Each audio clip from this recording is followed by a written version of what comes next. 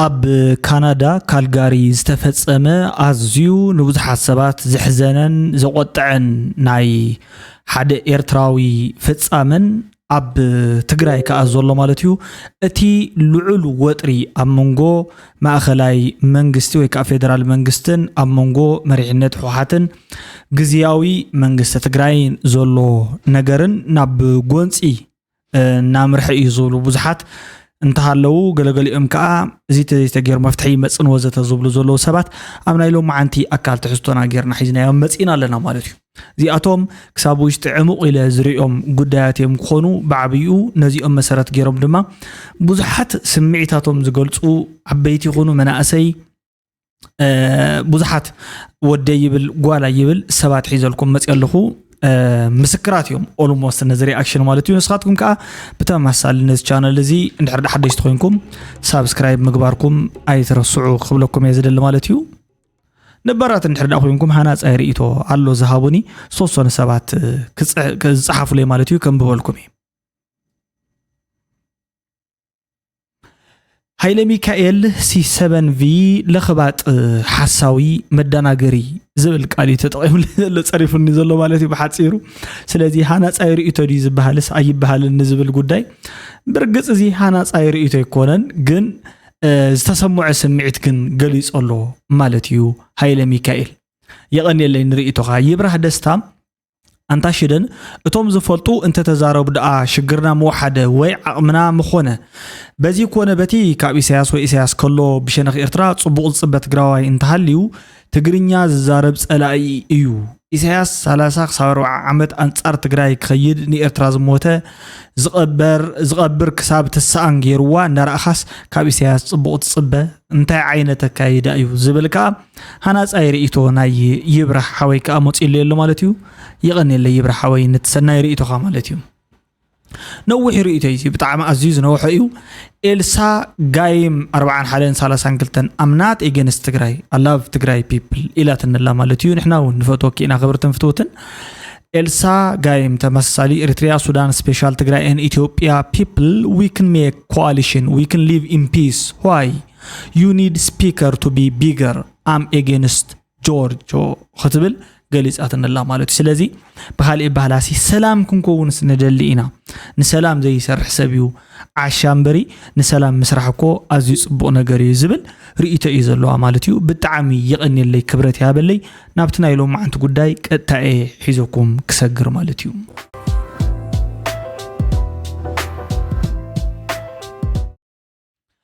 أبتنا يلو ما عنده قداي كابزولو قداي اتي بتعم أزيو زحزن فتصامة زرزر تفتصامة مالتيو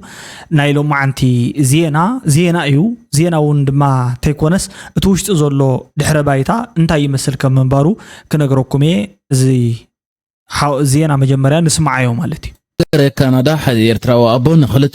وبمقتالو بقدامي درجة قتلت تخصيصو مهلاو تقاليصو بوليس بزعبات فتصامة حبريتا زبوصحو حموس مخانو كقلص انكولو اتفتصامة خا نابكال غارز قمت إرتراو حبرتسب بيس سنبادن حزنن فتيرو مهلاو قاليصو بوليس اوتيو ابزولو حبريتا اتوم هيوتم سانو ثلاث قلعو ود 5 عامتن 3 عامتن قوال كم زخونت اتزقتلهم ابوهم مخانو تراغاغيصو زولو إرترا حجي قتاليوم ابوم كوين يترخيب زولو نتم قلع مالتي حموس 30 ميازيا 2026 نتوم ህፃናት ኣብ ሰሜናዊ ምዕራብ ካልጋሪ ዶይላ ኣብ ዝነበረት ጸላም መኪና ሞይቶም ይረኺብዎም ማለት የፍታ ጸላም መኪና እዩ ሞይቶም ረኺብዎም ምእማኑ ነቲ ኣቦ ባዕሉ ማለት እዩ በታንጎ ሰዓት 10 ቅድሚ ቀትሪ ናብ 911 ብምድዋል ንደቁ ከም ዝቀተሎምን ዘሎ ቦታን ሓቢሩ ስለዚህ ባዕሊ ቀታሊኦም ማለት እዩ ኣብ ትሕቲ ቁጽር ክውዕል ከሎ ሙሉእ ምትሕባር ገይሩ እዮም ዝብሉ ማለት ናፍቲ ካስቶዲ ክንወስዶ ከለናሲ he was cooperative ኢሎም ገሊጾም ዘሎ ኣብቲ ዜና ኣዝዩ ዝገረመን እውን ነዚ ጉዳይ እዚ እዩ ማለት እዩ ስለዚህ ባዕሊ ደው ኢሎም ቅድሚ ቀትሪ ሰዓት 10 ማለት እዩ ወይ ከዓ 10:00 ማለት እዩ AM ብጣዕሚ ዝሕዝን ግዜ ፍጻመ እቲ ኣብ ረቡዕ ምሸት ነቶም ህፃናትን ኣብ መጻወት ቦታ ክወስዶም ኢሉ ካብ ወዲኦም ወሲድዎም ፖሊስ ከም ዝኣምኖ ወይ ከዓ ነቲ ፖሊስ ከም ዝገለጾ ተኮይኑ ማለት እዩ እቶም ህፃናት ዝተቀተሉ እታ ኣቦ ካብቲ ከተማ ወፃኢ ምስ ወሰዶም እታ መዓልቲ ክትውዳእ ቁርብ ደቃይቅ ምስ ተረፋ ቅድሚ ፍርቂ ለይቲ እዩ ስለዚ ካብ ከተማ ወፂኡ ነይሩ ድሓሪው በዓሉ ተመሊሱ ደው ኢሉ ማለት እዩ ድሕረ ባይተኦም እቲ ወላዲ ንሽዱሽተ ቶም ወለዲ ክልቲኦም ማለት እዩ ንሽዱሽተ ዓመት ዝኣክል ብሓባር ዝነበሩ ኮይኖም ካብ ዝፈላለዩ ግን ሓደ ዓመት ገይሮም እዮም ነይሮም ማለት እዩ ተፋቲሖም ማለት ፍልሊ ገይሮም ነይሮም ኣብ ምክንኻነቶም ህፃናት ድማ ማዕረ ሓላፍነት ነይርዎም ስለዚ ሓላፍነቶም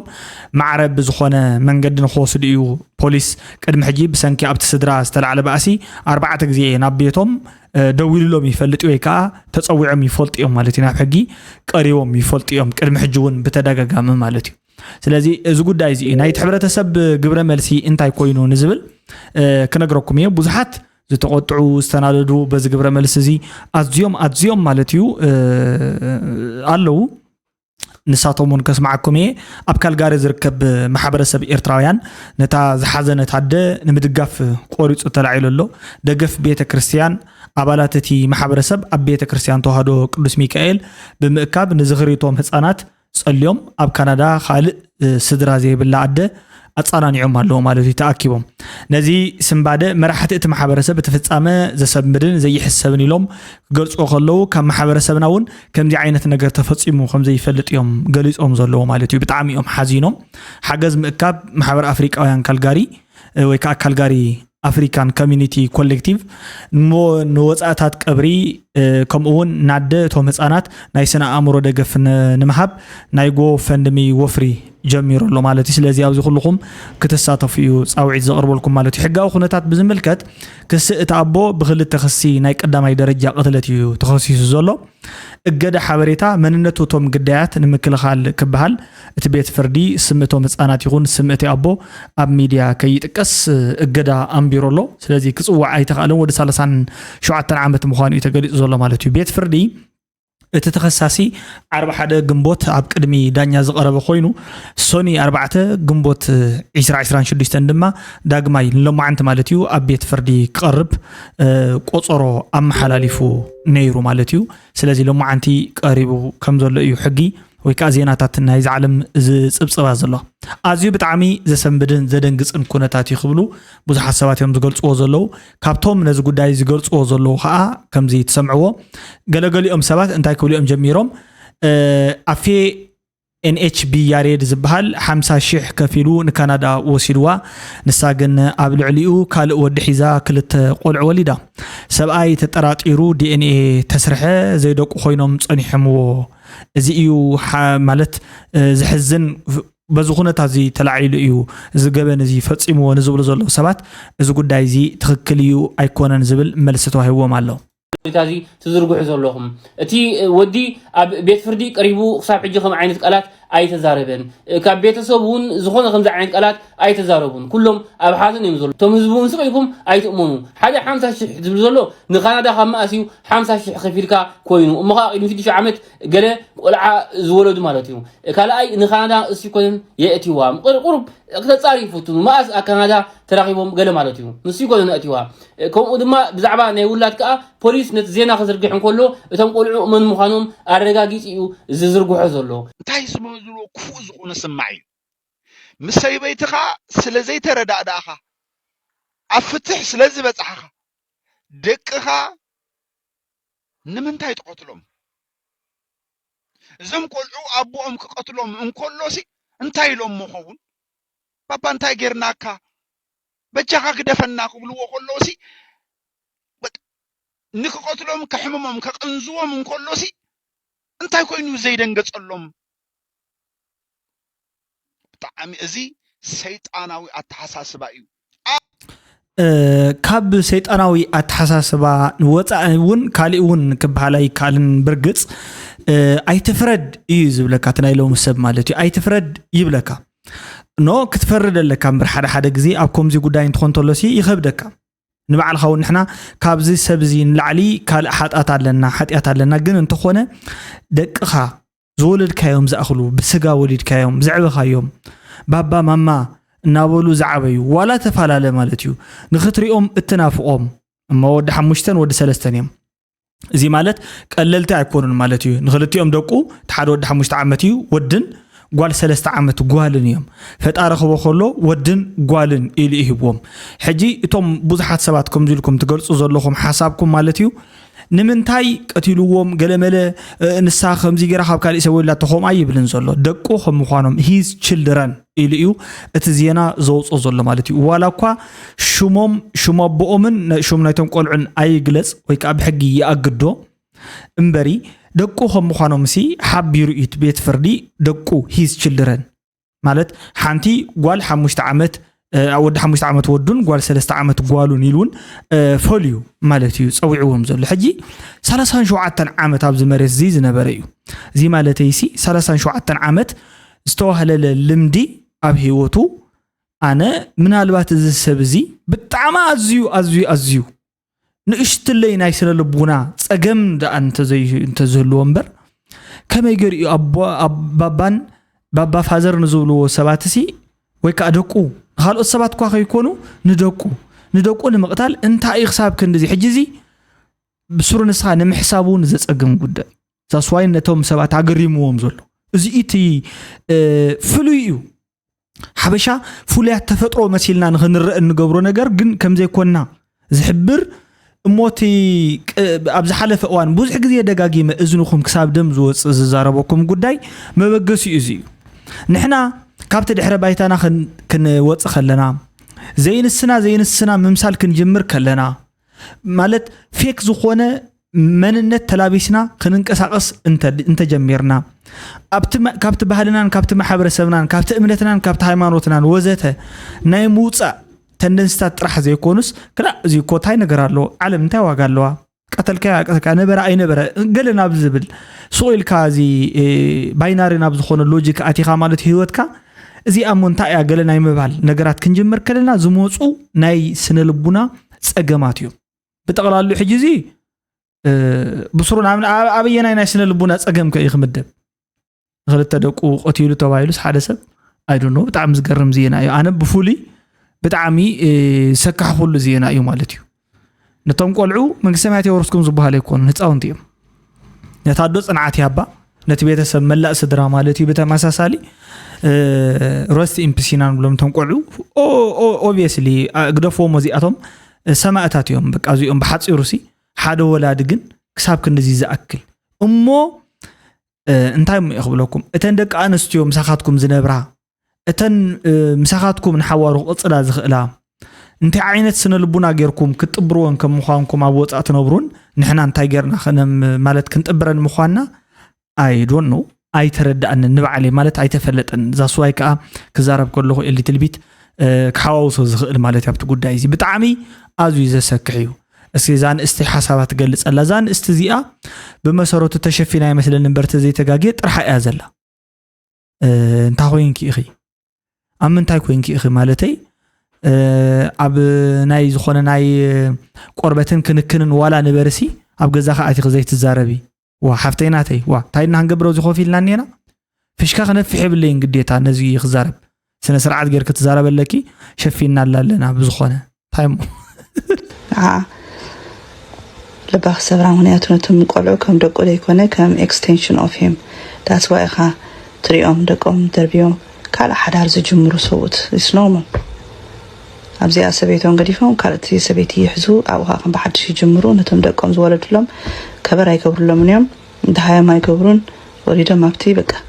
حج الناس كمان أنا من داخل نام ناجرة مرعوز لهم هيك أنا من داخل نام كلا عدة مرعوز لهم قال جاينا دفيرنا خنزارب نخلها بزعج ساعات أو ده قرفهم هزان بو قرفوا ولا حد زي فلت دومون كلب نقتلوا لورو زخونوا لما حبرز ووصي ناسي أبز مسينا هزان نقتل كلنا يحواتنا أنا سنا نقتل كلنا ناسي إذن أول الناس أنت يقطوا بمرون ويك أنت يحسبنا حاسبنا نفلدو زوم حوات إسك حاسبنا نفلدو امبر حواتنا لا خمتنا يقدم نقربنا له هذه معنا نمنت يمسلكم أنا سنا حتى حتيسي نمنت يخنا ناجرها تخرج اللغي لحتيتاس نسوق دا خمس نديهم نسوق دا حواتكم قتلت نديهم نسوق دا دقهم قتلت نديهم لا تمليسات ليس انت اللي خمن سلا دقوي سويتو زقتل انسسا يلا دقوي سويتو زقتل سب طرحي وانا من تاع علامه يو كم زعين الدرجات وردو انت عينت محفراتهم كم من عينت حبرتسب يهم فريقهم نزو مالت كنا مسلسله زيد لنا امبر كافتناتنا محبرسيبهم فوريم كمالت نحابو إنا زلنا نحب لنا نبالا شو مهلاونا نخينا أمن مخنياتو نحابو لنا كم حبرة سب نتأفق مهلاونا اتتحساسبانا كاب نبور نابزي نبور تساقيرو مخانو مئنتان كينا أمن كنبل نحابو لنا مالتو نحسو لنا كلاكم أبزي تزاربو زلكم ولا نتزربانات مرة قرتكم نمبر تحسوا خملاوكم جن أنا وني فلت نسخمون تفلتوا لكم اتحاونا زبولو سميعهم مرو حنت قوال نسيت دحر دقيم أنا مساخا حدا راي قبرني مخنياتو فرحكاي اكلكو خمزي جيرو انتي لا انت ايو ملسيلو منم ملسكو حداركو امنتي يزدلي سبكو مسايك دقس اندحر كوينو ولا حانتي እግዚአብሔር ያ ዘየአምን ወድ በረኻስ በዓት ደጊ في حدر بحال ወድ በረኻ ማለት ህበይ ማለት እዩ ህበይ እግዚአብሔር ዘየአምን ስለዝኾነ ወይ አይ ዶንት ኖ ንምንታይ ፐርፐዝ ከም ዝደልዮ ናይ ዋዕልና ይጥዕና ዝኾነ ነገር ተሊኦ ክንማራመሮ ሊና ንብሱርኸ ንእምነት ንዘይ እምነት እንዲዩ እቲ ጉዳይ አይፍለጥን ግን በዓት ደጊ في حدر ህበይ ማለት እዩ ወለድናውን ምስላ ተጠቂሞምሉ ወድ ሰብ ግን መሳይ ክድቅስ እንድሕር ኮይኑ ክድቅስ እንድሕር ኮይና መሓዛይ ኮይኑን ኢቭን ወዲ ዋላ ኾን ይኽእል ንሕናሲ ሓቢርና በኋላ ኣብ ሰቐላ ኣብ ገዛ ኣብ ሓደ ገዛ እንዳደቀስና ኢና ብሓንሳብ ዓቢና ሎሚ ኾነ ሓምለ ኾነ ሎሚ እኮ ሓቢረ ምስ ወዲ ደቂሰ ነይረ ምባሉ ነውሩ ኮይኑ ዝረኣየሉ ጉዳይ ኮይኑ ማለት እዩ ቀደም ምሕፈር ዝነበረ ምስ ዝኾነት ጓል ደቂሰ ሓዲረ እንተይሉ ወይ ከዓ ኣብ ዝኾነ ገዛ ደቂሰ ነይረ ተይሉ ወዲ እዩ ማለት እዩ ወይ ከዓ ጓል ሎሚ ግን ሓቢርካ ወዲ ምስ ወዲ እንተደቂሱ ምሕፈር እዩ ምክንያቱ ትነውርና ብኡ መጠን ብጣዕሚ ወሲኹ እዩ ካብቲ ዘለናሉ ናበይ ከም ንቕፅል እኳ ተዘይፈለጥኩ ግን ትነውርና ብኡ መጠን ከም ደቂ ሰባት ሰብሲ ክቡር እንተሎ ክብሩ ኣይፈለጠን እንስሳውን መሰለ እንስሳውን ኮነ እንስሳውን መሰሎም ዝብል ጽሑፍ ሎሚ ትንቢቱ ተፈጺሙ እዩ the prophecy is accomplished in time by the way ማለት እዩ ኣብቲ ትክክለኛ ሰዓት ኢና ዘለናው ኢና ንርከብ ሕልፍ ኢሉ ግን ካብዚ እንደሓርውን እቲ ዝኻልኢሲ በቃ ሲልና ዋላ እንዳተገረምና ከለማ ሙድና ደም ደልዮም ገለ እናበልና እንደፈርሕና የነርና ማለት እዩ እንተትና ሕጂ ግን ገዲዱ ማለት መርዚዙ ዘይከውን ነገር ኮይኑ ኣመና ማለት እዩ ዘፍርሕ ኮይኑ ናይ በሓቂ ብጣዕሚ ኣዝዩ ሓደገኛ ዝኾነ ፍጻመን ጉዳይን እዩ ኣብዚ ጉዳይ እዚ ተመሳሳሊ ኩነታት እዩ ዘሎ ኣብ ኢትዮጵያ እዩ እዚኣ ባምቢ ሓበሻ እያ ትበሃል ትክክለኛ ሹማ ሃና ግደይ ትበሃል ባምቢ ሓበሻ ድማ ናይ ቲክቶክ ናይ ማሕበራዊ ሚድያ ኣስማታ እዩ ማለት እዩ በዚኣ ትፍለጥ ቅድሚ ገለ ዓመታት እዛ ንእስቲ እዚኣ ሓደ ዝኾነ ሰብ ቪድዮ ፈኒላ ነይሮም ማሕበራዊ ሚድያ ኣብቲ ሽዑ እዋን ከዓ ብዙሕ ሰብ ማለት እዩ ኣልግሲ ገለ ኢልዋ ድሕሪ ዝተወሰነ እዋን ንሳውን ካብቲ ማሕበራዊ ሚድያ በኺያ ሓዚና ገለ ተኣልያ ኣቦ ኣነዲኣን ሓዚኖምላ ስለዚ ንኻሊእ ሰብ እውን ነቲ ኣብ ልዕሊ ኣበፂሒ ዝነበረ ነገር እውን ኣቴንሽኑን ኣብ ካሊእ ንምልዋጥ ክኸውን ይኽእል ወይ ድማ ብስሩ እውን ካብ ልባ ኣሚናትሉ ዘይኣመነትሉ ንዓ እዩ ዝምልከተ እዩ ወይስ ስለዚ ከይዳን ኣብ ቤተ ክርስቲያን ምጽላይ ጀሚራ ኣብ ቤተ ክርስቲያን እውን ተመሊሳ ማለት እዩ ነጸላ ጌራ ጸሎት ጀሚራ ህይወታ ናብ ጽቡቕ መንገዲ ንኽትመርሕ ጀሚራ ማለት እዩ ሕጂ ሰብ ኮይኑ ዘይእብስ ዕንጨት ኮይኑ ዘይጠይስ የለን ገለገለ እዋናት ከዓ ኣብ ዝተፈላለዩ ቦታታት ንሪኣ ኢና ምስቶም ኣዝዮም ፍሉጣት ዝኾኑ ኣብቲ ሕጂ ናይ ኢትዮጵያ ማሕበራዊ ሚድያ ጽልዋ ዝፈጥሩ በዓል ኣዶናይ ዩቲናስ ወዘተ ኩሎም ማለት እዩ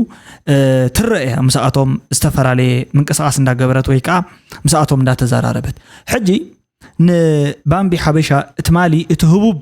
ናይ ኢትዮጵያ ዘሎ ዩቱበር ዶንኪ ቲዩብ ወይ ከዓ እሸቱ መለሰ ሓደ ነገር ተዛሪብዋ ነይሩ ኣብ ለምቅና ማለት እዩ ንስኻታ እዩ ገለገለ ቲክቶከራት ኣብዝሎም መፂኹም ትገብርዎ ዘለኹም ጉድ ብጣዕሚ እዩ ዝገርም ምክንያቱ ለይቲ ኣብ ጭፈራ ቤት ንሪእኩም ወይ ከዓ ኣብ ጭፈራ ቤት ኮይንኩም ወይ ከዓ ኣብ ናይት ክለብ ኮይንኩም ፖስት ትገብሩ ንጎ ከዓ ብተመሳሳሊ ኣብ ቤተ ክርስቲያን ወይ ከዓ ነፀላኹም ተኸዲንኩም ንሪእኩም እዚ ኩነታት ሕልፍ ኢሉ ከዓ ከይድኩም ሲ ኣብዚ ሕጂ እዋን ማለት እዩ ኣድቨርታይዝመንት ናይ ኣብያተ ክርስቲያናትን ናይ ገዳማትን ክትሰርሑ ጀሚርኩም ኢሉ ድሕሪ ምዝራቡ ብቐጥታ ማለት እዩ ነዚ ጉዳይ እዚ መብዛሕትኡ ሰብ ዳርጋ ስማውን ኣይፀውዐን እምበር ባምቢ ኣይበለን ወይ ከዓ ሃና ኣይበለን እምበር እቲ ስፔሲፊክ ዝኾነ ናታ ዝነበረ ካራክተርን ናሬሽን ነልዒሉ ስለ ዝተዛረበ ወይ ከዓ ንሳ ስለ ዝኾነት እቲ መፋለጢ ስራሕቶ መልሲ ይባትሉ ብዙሓት ሰባት በዚ ጉዳይ እዚ ተቆጢዖም ገለገሊኦም ሰባት ዘይ ከምዚ እንዳወልኩም ይኹም ነቶም መናእሰይ ካብ አብያተ ክርስቲያናት ተርሕቅዎም ዘለኹም ወይ ከዓ ካብ ሃይማኖቶምን ካብ ባህሎምን ንኽወፁ ትደፍእዎም ዘለኹም ንስኻትኩምሲ ኣየናይ ጻድቕ ኮይንኩም ኢኹም ጎይታ ኢየሱስ ክርስቶስ እኮ ንሓንቲ ብጣዕሚ ኣዝያ ኣመንዝራ ዝነበረት 7 ኣጋንንቲ ዝሰፈርዋ ጓል ኣንስተይቲ ኣቕሪቡ ብፀጉራ ጌራ ብፀጉራን ብቅብኣትን ጌራ ማለት እዩ ወይ ከዓ ሜሮን ገዚኣሲ ወይ ሽታ ገዚኣ ማለት እዩ እግሩ ደሪዛ ነቢዓ በኺያ ሓጢያታ ተሰሪዩላ ወንጌላዊ ብስተነበበ ኣብ ዘለዓለም ከዓ ምሳይ ኣብኡ ሽምክ ክጽዋዕ ኢሉዋ ስለዚ ኣምላኽ እኮ ነቶም ሓጣን ክጽውዕ ዳ መጻኹ በለምበር ነቶም ጻድቃን ኣይኮነን እኮ ክጽውዑ መጽኡ ጻድቃን እንዲዮም ዋላ ብስርሖም ይጽድቁ ኣምላኽ ምሒርዎም እዩ ኦሬዲ ስለዚ ንምንታይ ነዛ ጓል ኣንስተይቲ እዚኣ ከምዚ ዓይነት ዘረባ ትዛረባ ኢሎም ንእሸቱ ወይ ከዓ ንእሸቱ መለሰን ዶንኪት እዩ ማለት እዩ ዝዘነብዎ ኣለዎ ወይ ከዓ ዝወረድዎ ኣለዎ ማለት እዩ ገለገሊኦም ሰባት ከዓ እንኳ ዓሰይ ገበርካ ምክንያቱ ገለገሊኦም ሰባት ልኩዕም ኣይፈልጡን እዮም ወዘተ ዝብሉውን ኣብቲ ናይ ሎማዓንቲ ጉዳይ ተዛሪቦም ነይሮም ሕጂ ንሳ ብከምዚ ክትብል ያ መሊሳቶ ዘላ ባለጌው ደስ ይበለው ብዬ ነው እኔም በጊዜ ከጌታዬ ጋር መሆኔ ይሻለኛል እዛ እንደውም እህቴም ወንድሜም ይጠብቁኛል እኔም ናፍቀውኛል ከቦኒ ጋር ሆነን እንጸልይላችኋለን ዘና ብላችሁ ኑሩ ይስፋችሁ አበቦቼ ማለትሲ አነውኒ ነዞም ባለገታት ደስ ይበሎም ይለኤ ጎይታ ይጽበየኒ አሎ ምስ ጎይታ ይምዃን ይሕሸኒ ማለት አብኡሲ ሓወይን ሓፍተይን አለው ይናፍቁን አለው እዮም ናብኣቶም ክኸይድ ኣነን ቦኒን ኮይና ኸኣ ክንጽልየልኩም ኢና ይስፋሓልኩም ዝዓለም ክትብል ጽሒፋ ማለት እዩ ሃና ግደይ ሕጂ ሃና ግደይ ናታድዩ እቲ ፔጅ ኣይናታን بنصور جنا زي فلتنا يا جودة الله أنت خونه جن إن بخيت حسابا نجلسات إن نبعتنا وعيله يصفح لكم كتبل بس جودة إذا عمل كيتو دون كيتيوب زبلو نجر كليو كتير اسمعكم هنا تزربا كتير زلوا جودة إدما كسمعكم مالتي نعو ذهبتو ملسيو كذي بهلا أني قاعدة تمشيتو كلني عارف ليش أنا ألو كلش مشين نادي أنشين ليبوش منوش ناتليو كلش كببوش نا أني لرداش عارفهم الناس 30-60 يتكافلون كنديان دا الناس يطبقوش انا ما تشي كاسقدسكوبش صبر كتطمقوبش እናት ከሆንሽ ለኔ ቤተክርስቲያን ይበቂነሽ ዝም ብላችሁ እንጂ እኔ ገዳ ማስተዋወቂያ ከሰራው ዘመን የለኝም ነበር እኔ እኮ ተጠግቼ አምላኬን ፈልጌ ተጠግቼ ጭራሽ ከአምላኬ ርቄ የቤቱ ተክሏ መሆን ታስተምሩኝ ትቼ ወጥቼ መጨፈር ከጀመርኩ ቆይቻለሁ ዝም ብላችሁ የተነሳችሁ አበስመራ አመርዑ ስለዚህ አነኮ ካብዝ ወጽእ ጸኒሐ ማለተይ تخلا خوينسي من بار جميرة مجفار جلكو جميرة سؤالكم يخم بخنتو تدخم مزرلكم من بر سؤالكم يخم يكون نعي تزاروي لكم تلوف علىكم من بر نعي مزرابكو ولا حد تقمي منورا أبزو أنت بيت كريستيان دمان دحرد مسئي نواخ مسئي دحرد قديسة دحرد تقبل تنسيجة بعد بوشت وشت مالتيو يأخلني بقى توم ثلاثة سسا مالت ثلاثة نبعلهم سسا نتزوهب إنهابو حجزنا إلهم ززارو وزلو سباتكوا نساتهم مساقي يسرحوا مالت نسخي بتوم لياو تخبيب كي غزال لخي أنت بيت كريستيان نسخي مساعتهم نبرز بالحسابها أقليس الله anyways قد صلابيلو دونك يوتيوب نديو دونك يوتيوب مرسيو بلو لنزقو دايزي تعينت مرسيو بلو زولو لما عنتي مرسيو يقرأ حتى مخانون كم زي عينت أدلاي زخونة زربان تخوينو ويكا نساب بتمهارلو منجد ويكا كال أوتومون تيك توكرات يوتيوبرات بتماسسال أتوم من أسي زمهارلو منجدي كون يرو يمثلني بزقو دايزي عمل كيتو دمص خبي ويكا أنا يقرأ حساب كبي تصبيناتها إلو كنسمع إنا مالتيو كساب شعوب سلام يصنحكم يصنحنا بزعبا بسمرا أمرعو معالتي زتقتله قدم حجي تفتاو توكشو دمص خوينو له نيرو حسبو أمرعها معالتي تقتيلك حجي دمصي أيرخبن قال لبامات كا نتفتاو توكشو كا نسلت أنا قرمي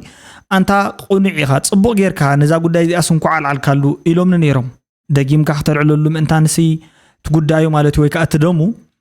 فتحي كركب سلا زلوا بل دجملنا يلوم نيبلكم الله ومعلتي زتقتل مرعاوي إلى ذكرى يعني بجحات كابتوم نزي وقرب هذا فتوون كم يدحن أتو ناون فتوخنا كافلا كامو كابون إلى على دماء مسيوم عبزي كزاربلو شبوقيو نهاتو فتحي زي رخبة مرعاوي ካብዚ ኸይዶም በዝናይ ጽምዶ ፈሊጦም ሓራይ ስለዚ ብደንቢ ክንዝረበሉ ዘለዎ ሰብ እዩ ማለት እዩ ፍትሒ ዘይረኸበ እንድሕር ዳኣ ኮይኑ መርዓዊ ምዃኑ ኣይኮነን ፍትሒ ዘይምርካቡ ጥራሕው ድማ ኣይኮነን ኣብ መርዑ መዓልቲ ኣብ ሓጎሱ መዓልቲ ዝተቐትለ እዩ ንምንታይ ተቐቲሉ መን ቀቲልዎ ብኸመይ ተቐቲሉ ዝብል ሓበሬታ ዘለዎ ዝኾነ ይኹን ሰብ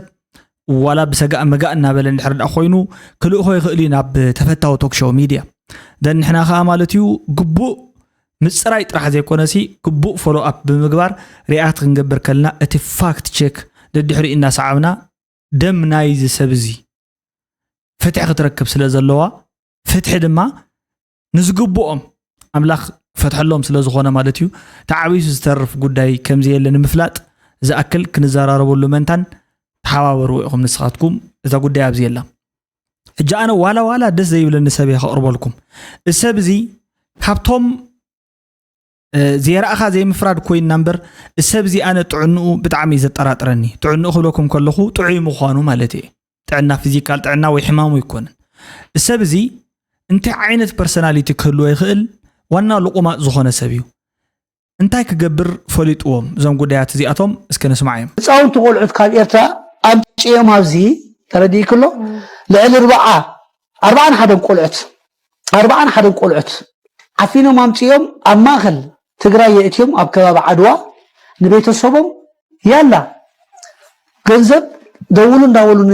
مولى عالم كنا يكفولون دولون نيرم كاوي مامتيمم بتم دم تدل لورا يوم حجي أفتو دو بعد دنك أساقوسو صمدا جيرناينا سلام جيرناينا دابلكا قلبا بوشتاو قداي كمقبار مالتي أملاخ جن نتم صدر نتم قولات بعابي يوري إلهم بمولو بعابي غاهي وتنايتم سدتنيا تحت عدم قولات من قصد قراي دحينهم إرتراو እንዳተሸጠ $4,000 حراي መንግስት ትግራይ አድሒንዎ ጽምዶ ገበርና ገለ ገበርና ናብዚ ጉዳይ እዚ ሰጊራ እያ ስለዚ ጽምዶ በመሰረታ ጥዒት ዘይኮነቱሉ ምኽንያት እዚኦም ዝኣመሰሉ ብፐርሰናሊቲ ጥዕና ዘይብሎም ሰብ ስለ ጸንበረት እምበር ጽምዶ ናይ ሰላም ርክብ ኮይና ኣብ መንጉ ኤርትራን ትግራይን ዘሎ ሓው ህዝብታት ዝተገብረት ርክብ ስለ ዝኾነት ኣይኮነን ታረክብማ ኣነ ደሊአየ ንስኻት ደሊአኻ ንስኺ ትደልየ ኣኺ ማለት ፍሉጥ እዩ ንሰላም ሲ ጸልእ ሰብ የለን እታ ሰላም መሰረት ብምግባር ወይ ከኣሹማ ሰላም ስርሓ ግን ውግእን ከምዚ ዓይነት ዝኣመሰሉ ብፍላይ ነገረኩም እየ ማለት እዩ ካብ ቀደም ጀሚሩ ናይ ሻዕብያ ሰራዊት በጠቕላልኦም ማለት እዩ ከምዚ ዓይነት ናይ ኮንትሮባንድ ስራሕቲ ኣዝዮም ዝተማሃሩልን ዝጣበቡልን ብረቂቕ መንገዲ ብረቂቕ ኣግባብ ዝፍጽሞ ስራሕ እንተሃለወ ወይ ከዓ በኣግባቡ ከም ገለ ገይሮም ዝሰርሕዎ ስራሕ እንተሃለወ ኮንትሮ ዘይሕጋዊ ነገር ጥራሕ እዩ ማለት እዩ ሕጋዊ ዝኾነ ርክብ ዘለዎ ሰብ እንታይ ዘፍርሕ ኣለዎ ንጉሱ መሪቑ ፀሓዮ ብሪቑ ዝንቀሳቐስ ዝኾነ ይኹን ሓቀይና ኣካይዳ ዘለዎ ሰብ ነዞም ጉዳያት እዚኦም ኣይፈርሕን ፊት ንፊት መፅኡ ክዛረበሎም እዩ ዝግባእ ብርሃነ ልፍዓተይ ተስፋ ነቲ ጉዳይ ኣብ ዝሓለፈ ሰሙን ኣብ ዝገበሮ ኢንተርቪው ኣውሲእዎ ነይሩ ወይ ካልዒልዎ ነይሩ ማለት እዩ ተኾነ ግን መብዛሕትኦም ሰባት ነቲ ጉዳይ ንሱ ገዲፎም ናይ ብርሃነ ዋላ ሕማቕ ይንበሮ ሕማቕ ኣለዎ እኮ ግን ነቲ ሕማቑ ንሱ ጥራሕ ኣልዒሎም ጽምዶ ናብ ንግድን ናብ ዘይተደለየ መንገድን ከም ዝተሰጋገረ ዝገለጸሉ ስቴትመንት ሓሊፎም ጥራሕ እዮም ዝንቀሳቐሱ ኣብዚ ጉዳይ እዚ ተዋፊሮም ዘለዉ ውልቀ ሰባት ነዊሕ ኢድ ዘለዎም ገንዘብ ዘለዎም ካብ ኤርትራ ዝኣክል ሰብ እንዳምፅኻ ኣብ ማእኸል ኣስመራ መቐለ እንዳምፅኻ ካብ ኣስመራ ንመቐለ ካብ መቐለ ንኣስመራ ሰብ ናይ ምምልላስ ስራሕቲ ምስራሕ ሰብ ምንጋድ ብጠቕላልኡ ሂውመን ትራፊኪንግ ኢዝ ኢሌጋል ሰብኣዊ መሰላት ወይ ከዓ ሰብኣዊ መሰላት ኮይኖም ጥራሕ ዘይኮነ ዩኒቨርሳሊ ኢሌጋል بعالم لخه أبزخون يكون عد خيرك عقوبة زي حتة تجبره زلها ونجلن جبنن تأو زي بالسبب نحرد اللي خوينو مع التنوح يدو كتركبيا دم نصهات زبها النجار كاب نداب خيت كون داك أتصلت زلا أديو قديفو حاولت تحيزني له قال ملشحات نعخاتكم هي ونحاول نخوص زلو خلكم زلو إرتراوي جنزب تقبلكم وين تقراوي جنزب لا تقبلكم مالتيو كمزي أسرح تصرح زلهم سبات نوي حيكون كتركوا يقوم حقن حقاونة المسفنة كم تقوت إن تعرفهم كتاعتوا يخم حقي سئلوا سايلنت زري نجار يكونن جزيه يصبيو برجز زدنغوي فتحي يكونن هاي موك جبر قصيلنا لنا تقراوا يسرح له قدس بلنا نحنا حجزي انتاي تبلالا مالتيو بخالي ابهالا انا كمزي عينت نجر انت جبر انتولو تنادي دي ازلا مالتيو تنادي دي ازلا بصمدو شوم كمزي عينت سرحتيكم تسرحو زلخو زبل أقلالت عن نحنا دسيبلنا اللي تقوله زلا مالت مصتيو ويكا مكوجات كم زلو أتحبر لكم زلا مالتيو زي أبي إرترايو زي أبي إثيوبيايو يلوم ناي منيهم تقولوا سنة حونا مالتيو فوتو بوست جيروم له أنا حق المزراب زمن سيزي فوتو كفي وقصو ما دالو ገለገለ ወፂ ወብ ኤርትራ ኸይዱ ገለልኩም ይኹም ፖስቲትኩም ማለት ኢሎም እዮም ፖስት ገይሮም እዚ ኣብ ኢትዮጵያ እዚ ካብ ኤርትራ ኸይዱ ብህይወት ምህላው እዚ ሰብሲ ብህይወት ምቕጻሉ ብህይወቱ በሰላም ምህላው ቀሊል ኣይኮነን እዚ ገጹ ዳ እንታይ ዋጋ ኣለዎ ስጋ ፈራስን በስባስን እንዲ ዘይ ጽባሕ ዝኾነ ነገር ብልዕቢሉ ወይ ከዓ ዝኾነ ነገር ዘምብሉ ሰው ጉዳይ ንምንታይ ከክንድ ገለ ዝኸውን እንታይ ዝበሃል ዕንፍራር ወይ ከዓ በሰላ ወይ ከዓ ምልክት ኣብ ገጹ ዘይህሉ بهوت مهلاو قليل ነገር አይኮነን ግን ብዙ ሆነ ዝገርም እዩ እዚ ካብቶም ተታሓይዞም ተወሲዶም ዝተባሉ ሓደ እዩ ኣብ ኾይድ ኸኣ ከምዚ ኣሎ በህይወት በሰላም ኣሎ እዚ ኤርትራይ እዚ ኢትዮጵያይ እዚ ኤርትራዩ እዚ ኢትዮጵያዩ ዝብል ንጽጽር ናይ ኣወል ነዚ ጉዳይ እዚኦም ተጠቂሞምሉ ዘለው ማለት እዩ ናቅፋ ፕሬስ መግለጺ ሚኒስትሪ ጉዳያት ወጻኢ ኤርትራ ኤርትራ ዋላ እኮ ሕጅውን ኣብ ሃናጺ ዞባዊ ጽምዶን ሰላማዊ ምትሕባርን ተወፍያ ክትሰርሕ እንተኾነት ንሉዓላውነታን ግዛእታዊ ሓድነታን ግሂሱ ምስ ኣህጉራዊ ሕጊ ንዝጻረር ዝኾነ ሕቶታት ይኹን ተግባራት ግን ኣትሪራ ከም እትነጽጎ ተፍልጥ መንግስቲ ኤርትራ ከምቲ ኣብ ዝሓለፈ ክልተ ዓመታት ኣብ ሓያል ኣጋጣሚታት ደጋጊሙ ዘነጸሮ ኣብ ማኣዲ ናይ ጎንፅን ህውከትን ኣጀንዳ ተዓዲሙ ክዋሳእ ድሌት ይኹን ሸውሃት ፍጹም የብሉን ንሰላም ርግኣት ከምኡ ድማ ንሓላፍነታዊ ምሕደራ ዞባዊ ዝምድናታት ተወፋይነቱ ክቕጽሎ እዩ ክብል እዩ ፖስት ገይሩ ዘሎ ማለት እዩ እቲ ጸጋማይ ኢድን የማናይ ኢድን ናይ ኣወል ስዒድ ዝኾነ ሚድያ ናቕፋ ፕሬስ በዚ ጉዳይ እዚ ፖስት ገይረሉ ናቅፋ ፕሬስ ከም ፕሬስ ግን ኣብ ኤርትራ ይኹን ምስ ኤርትራውያን ተዛሚዱ ኣብ ዓለም ለኻዊ ኩነታት ንዝርአ ዝኾነ ይኹን ገሰት ሰብኣዊ መሰል ስቃይን ሰቆቃን ህዝብታቱ ድምፂ ምዃን ዘይክእል ዘይዳመጽ ድምፂ ሻዕብያ እዩ ማለት እዩ ስለዚ ብሓጺሩ ናቅፋ ፕሬስ የማነ ገብረ መስቀል ዝጸሓፈሉ ትዊት እንዳምጽእ ማለት እዩ ነዚ ጉዳይ እዚ ዝዛረብ ቃንዛ ህዝቡ ግን ዋላ ሓንቲ መዓልቲ ሕልፍ ክብልውን ንከይ ይዛረብ ማለት እዩ ምሒሉን ጥሒሉን ዝመጸ መሓላ ወይ ከዓ ስነ ምግባር ስራሕን ሞያ ዝጠልቦ ኤቲክስን ዳርጋ ናይ ዘይምፍላጥ ይመስለኒ ሚድያ ብተፈጥሩ ክንደዚ ይኹን ታልዒልዎ ኣብ ቁኢልና ክንደዚ ንህባ ፍሪና ዝብል ዴቨሎፕመንታል ጆርናሊዝም ይዝበሃል ስለዚ ምስ ዕብየትን ምዕባልን ሓንቲ ዓዲ ዘሰጉም ሓደ ሚድያ ኣሎ ብኻልእ ባህላ ግን እከለ ከምዚ ገይሩን እከለ ብከምዚ በዲልዎ ወይ ከዓ ፍትሒ ዝተሳእነሎ ምክንያት ብከምዚ እናበለ ውስጣዊ ምስጢራትን ንፍትሒ ዘጓንጹን ዘጓንዩን ሰባት ድሕሪኦም እናሰዓበ ዜና ዝሰርሕ ሰብ ድማ ወይ ከዓ ናይ ሚድያ ስራሕ ዝሰርሕ ድማ ኢንቨስቲጌቲቭ ጆርናሊዝም ይበሃል ስለዚ ካብዞም ሚድያታት እዚኣቶም ከምዚ ዓይነት ሃናጻይ ዝኾነ ነገር ጥራሕ ዘይኮነ ማለት ሲኢኖም ዘለውሲ እቲ ቀዳማይ ሚኒስተር ወይ ከዓ እቲ ንጉስ ወይ ከዓ ገለ ከምቲ ናይ ቀደም ጸሓፊ ትእዛዝ ዝበሃል ነይሩ ቀደም ብንጉስ ግዜ እቲ ንጉስ የብልዖ የስትዮ ምስቲ ንጉስ እናበልዐና ሰተየ ከዓ ማለት እዩ ጸሓፊ ትእዛዝ ኮይኑ እቲ ታሪኽ ኣጣሚሙን ኣጓዊጡን ነቲ ንጉስ ብዘመጉስ ነቶም ካልኦት ከዓ ብዘናእስ ዝጽሕፍ ዝነበረ ከምኦም ካብ ዝጽሕፉ ሚድያታት ሓደ ናቅፋ ፕሬስ እዩ ኣብ ኤርትራ 100 ስቃያት ኣሎ ብጣዕሚ ኣዝዩ ብዙሕ ድምፂ ክኾኖ ዝግባእ ጉዳይ እውን ኣሎ ድሓር ብዛዕባ ኤርትራ ሰላማዊ ዝኾነን ምዕባለ ንምንታይ ተዛረባ ኣይኮነን እሱማ ክዛረብ ስርሑ እውን እዩ ተዛሪቡ ግን ብዛዕባ እቶም ኣብ ውሽጢ ዘለው ስቃይን ሰቆቃን ዘለዎም 40 ገለ መለን ዓመታት ፍትሒ ዘየብሎም ኣብ ኮንቴይነር ዝተኣሰሩ ይኹኑ ብዘይ ዝኾነ ይኹን ፍርዲ ኣብ ትሕቲ ቀይዲ ሕጊ ውዒልኩም ይኹን ብዝብል ሸፈጥና ኢሳያስ ኣፈወርቂ ኣብ ቁማር እትይዎም ዘሎ ተኣሰርት ግን ዋላ ሓንቲ ጉዳይ አልዒሉ ተዛሪባ ይፈልጥ ስለዚ ከምዚ ዓይነት ሚድያ ኩሓላያ መሲለንስ መንቆረ ዝበሃል እዩ ዓዲ ሃንጽ ኣለኹ እናበለን ዓዲ ዘብርስ ሕግን ሕጋውነትን መሰረት ገይሩ ዘይሰርሕ ንሕግን ንፍትሕን ጥብቅና ዘይቆውም ናይ ሓሰውቲ ኣደባባይ ወይ ከዓ ጉባኤ ማለት እዩ ብኻሊእ ባህዳ ከምዚኦም ዝኣመሰሉ ሚድያታት እውን ክተንብቡ ትኽእሉ ኢኹም ምርጫኹም ስለ ዝኾነ ማለት እዩ ነቲ ዝመረፀ ኢኹም ዝብሎ ምክንያቱ ሰናይ እንዳበለ ነዚ ላይክ ዝገብር ስለ ዘሎ ጉዳይ ትግራይ ናይቲ ሕብረተሰብ ግብረ መልሲ ቅድም ነጊረኩም ነይረ ማለት እዩ ግን ወታደራዊ ድልውነት እንታይ ይመስል ልዑል ወጥረታት ምልክታት ትግራይ እንታይ እዩ ዘሎ እቲ ማሕበረሰብና ኣብ ከመይ ዓይነት ኩነታት ይርከብ ዝብል ሎማዓንቲ ካብ ዝገለ ቀፂሉ ዘሎ ቪድዮ ነግረኩም ኣትካዕታ እዩ ሰላም ማለት እዩ ናይ ሓደ ዓመት ሰላም ሕዚ እንኳን ሰብ محسوق يموت هيوت محسوق يحلفن بمتى سلام تنو افتخايا وزلو عاف نحرق خير كويكاس دمصي نبرت يلي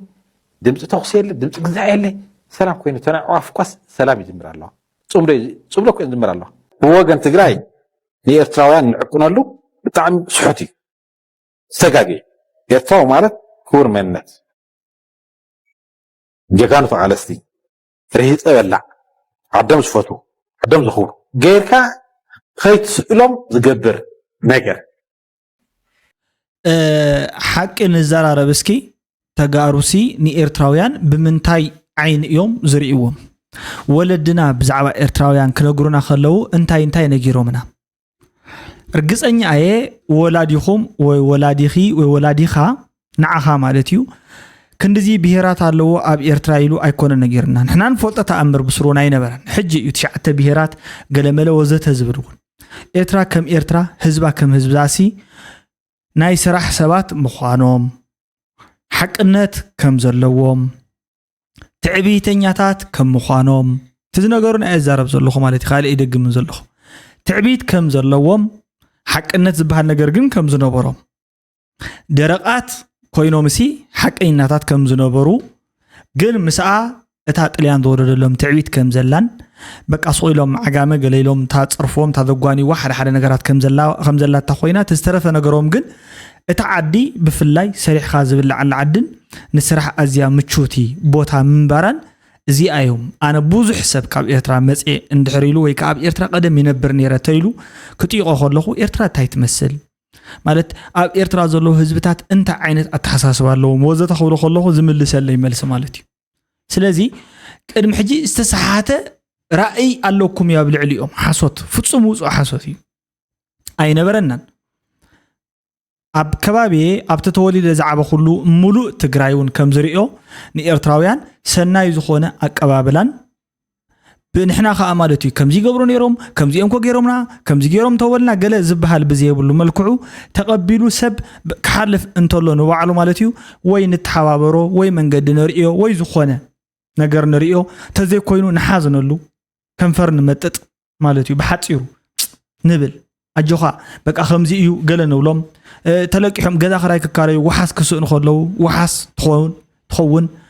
ዘመድ እንድሕር ኮይኑ ከዓ ናይ ስጋ ዝምድና ዘለዎ ተኮይኑ ከምዚ ዝበለ ሰብ ጠፊእን እንተይሉ ነራኽቦ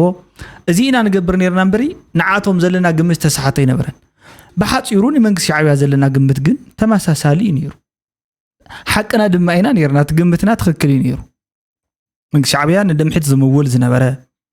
ንዝተፈላለዩ ተቃለስቲ ኢትዮጵያ ውሽጥ ኮይኖም ፀረ ትግራዋይነት ዝንቀሳቀሱ ዝነበሩ ሓይልታት ንባዕሉ እንተይተረፈ እንዳመወለ ገንዘብ እንዳከፈለ ዘሰልጥኖም ዝነበረ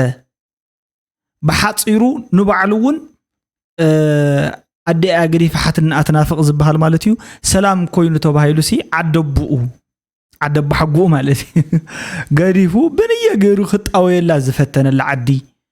كم آيو زريعة إلا مزرابنا دي حرايك أفتو قزيو وقع بتقوار مالتيو بجبوت بعلو مسكر كوينو زرعينا حمزو زقون سركن ليبنتن مقتالن معماسن مدفارن زي عندي رئينات سراويت تاي رئينا مالتي ات بزي سنه مغبار استهانص سراويت نزي ايفصيم خويدو زي اخا تا حجي كوينا نمسكر لا ጉዳይ አኔራ ማለት እዩ ምዝ ሰራዊት እዚ እቲ ሰራዊት እዚ ይቅርታ አይበለን ምክንያቱ በደል ፈጽመ ኢሉ አይአምንን እዚ ማለት ድማ ነቶም ዝተጎድኡን ነቶም ዝነብዑ ዘለውን ዳግም ንብዓት ዘንብዕ እምበር ናይ ስነ ልቡና ካሕሳን ናይ ስነ አእምሮአዊ ካሕሳን ውን ኢቭን ዝህብ አይኮነን ይቅርታ ኦፊሻል ሓቲቱ ዝግብኦ ግቡእ ተዋጽኡ ዕርቅ እንተተገይሩ ዋላ ምስተ ሰራዊት ውን ዕርቅ ተገይርካ ምክንያቱ ሰብ እዩ ሰራዊት ማለት ካብ ሰማይ ዝወረድ ናይ መልእክት እካብ አይኮነን ይግበር እዩ ግን ነዚ ሁሉ አይገበረን ማንም አይገበረን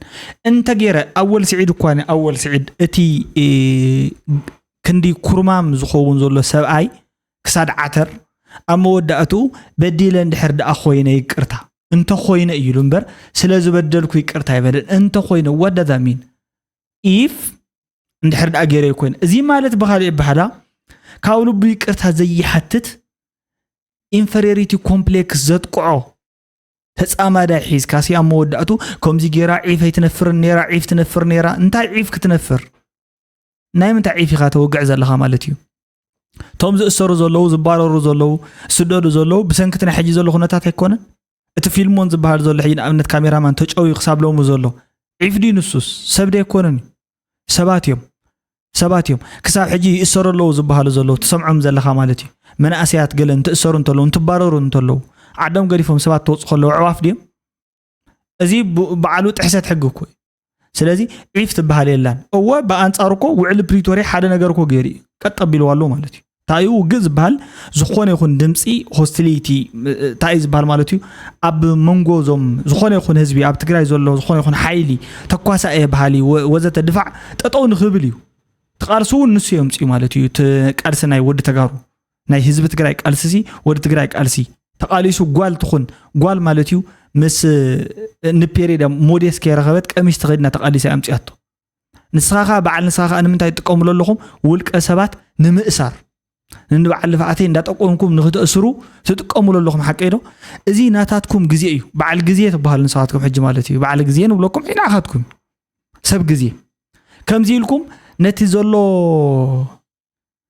አይ ሰላም አይ ኩናት ዘሎ ኣብኡ ዝመው ዘሎ ሰብ ከኣታይ ትገብሩ ኣለኹም ማለት እዩ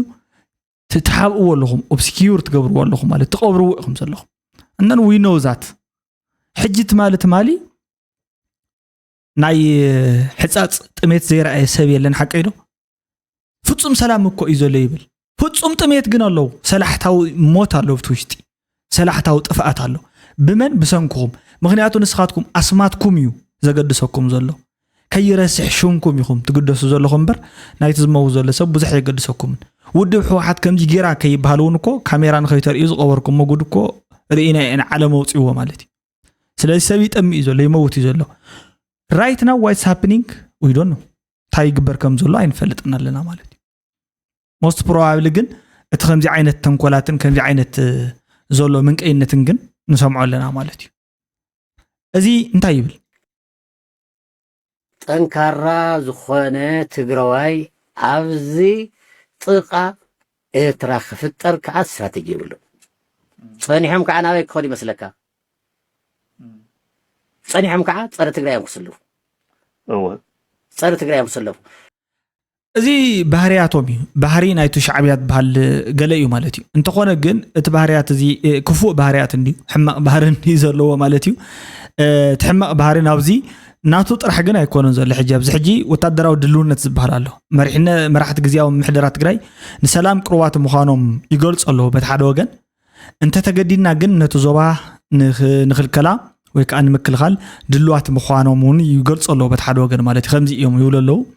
ፖሊስን ሓይልታት ፌደራልን ኤርትራን ናብ ዶባት ትግራይ ወታደራትን ከቢድ ኣፅዋርን የፀጉዑ ከም ዘለዎ ይግለጽ ኣሎ ኣብዚ ሕጂ ሰዓት ማለት እዩ ስለዚ ብክልቲኡ ገጽ ናይ ምቅራብ ኣለዎ ማለት እዩ ዳግማይ ዝተወልዐ ግጭት ቅድሚ ሕጂ ካብ መወዳእታ ጥሪ 2026 ኣብ ጥሪ ከባቢ ዝነበረ ጀሚሩ ኣብ ከም ጸለምቲ ምዕራብ ትግራይ ንዝኣመሰሉ መካትዒ ቦታታት ዘይኮኑስ እቶም መሬትና ዝነበሩ ሕጂ ግን ኣካታዓቲ ቦታታት ኢሎም ዝገልጽዎም ዘለዉ ንሳቶም ማለት እዩ